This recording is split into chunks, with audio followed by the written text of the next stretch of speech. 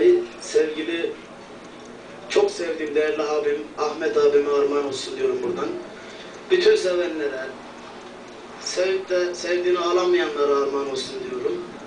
Bağırıyorum duymuyorlar, çağırıyorum duymuyorlar. Gönlüm bir güzeli sevdi, onu bana vermiyor.